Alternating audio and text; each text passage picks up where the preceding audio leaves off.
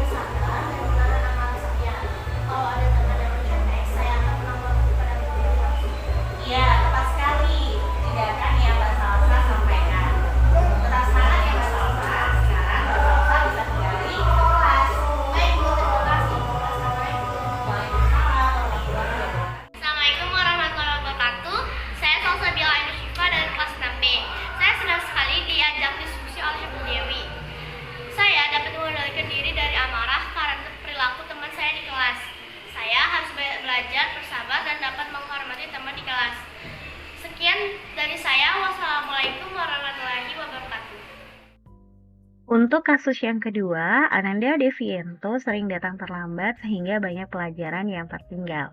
Berikut adalah skenario dan juga penyelesaian masalahnya menggunakan segitiga restitusi.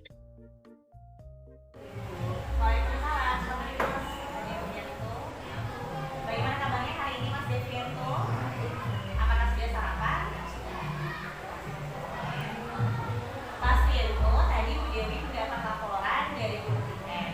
Katanya Mas Devianto sering datang terlambat ya. Menurut ingatan Mas Devianto, sudah berapa kali Mas Devianto datang terlambat? Sudah 5 kali. Sering terlambat itu sebuah kesalahan bukan? Baik Mas Devianto, berbuat kesalahan itu adalah hal yang manusiawi. Setiap orang pasti pernah melakukan kesalahan. Yang terpenting kita belajar dari kesalahan tersebut dan berusaha untuk memperbaikinya. Setuju? Setuju. Mas Devianto, kita cari solusinya bersama-sama ya.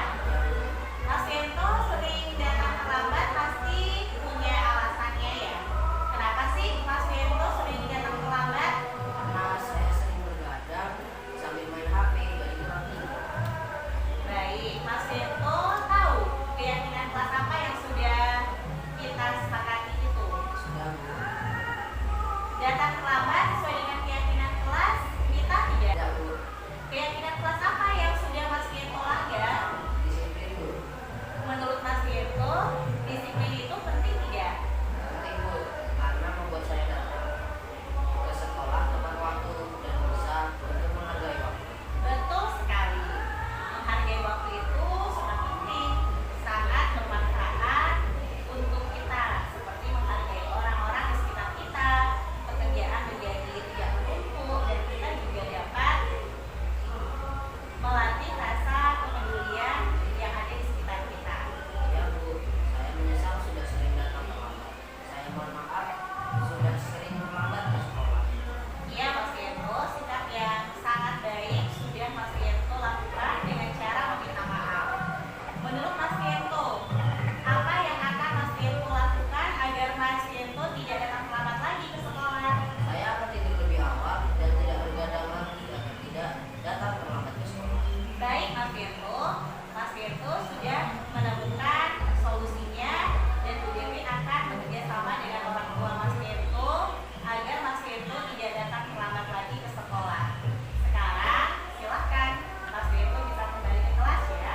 Makasih Bu. Assalamualaikum. Waalaikumsalam. Assalamualaikum warahmatullahi wabarakatuh. Nama saya Dewi Tuan Musani Ristoti Taylor. Terima kasih Bu Dewi, saya senang sekali diajak diskusi dengan Bu Dewi untuk menemukan solusi atas kesalahan yang saya lakukan. Saya tidak akan bergadang lagi agar tidak terlambat datang ke sekolah. Sekian dari saya. Wassalamualaikum warahmatullahi wabarakatuh.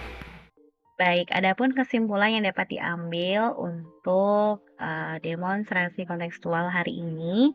Yang pertama, segitiga restitusi adalah suatu proses dialog yang dijalankan guru atau orang tua agar dapat menghasilkan murid yang mandiri dan bertanggung jawab.